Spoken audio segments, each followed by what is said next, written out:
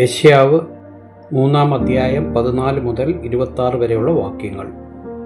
യഹോവ എൻ്റെ ജനത്തിൻ്റെ മൂപ്പന്മാരോടും പ്രഭുക്കന്മാരോടും, ന്യായവിസ്താരത്തിൽ പ്രവേശിക്കുന്ന നിങ്ങൾ മുന്തിരിത്തോട്ടം തിന്നുകളഞ്ഞു, എളിയവരോട് കവർന്നെടുത്തതും നിങ്ങളുടെ വീടുകളിലുണ്ട്.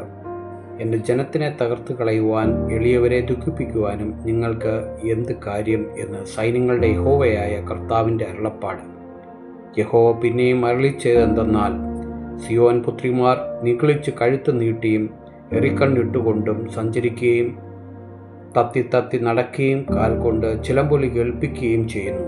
ഇത് നിമിത്തം യഹോവ സിയോൻ പുത്രിമാരുടെ നിറകുകൾക്ക് ചൊറി പിടിപ്പിക്കും. യഹോവ അവരുടെ ഗുഹ്യപ്രവേശങ്ങൾ നഗ്നമാക്കും.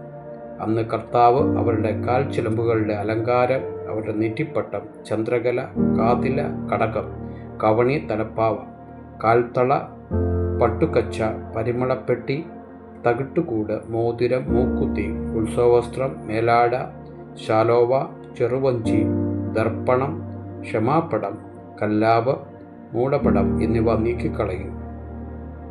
അപ്പോൾ സുഗന്ധത്തിന് പകരം ദുർഗന്ധവും, അരക്കച്ചയ്ക്ക് പകരം കയറും, പുരികുഴലിന് പകരം കഷണ്ടിയും, ഇടയാടയ്ക്ക് പകരം തട്ടും, സൗന്ദര്യത്തിന് പകരം കരിവാളിപ്പും ഉണ്ടാകും.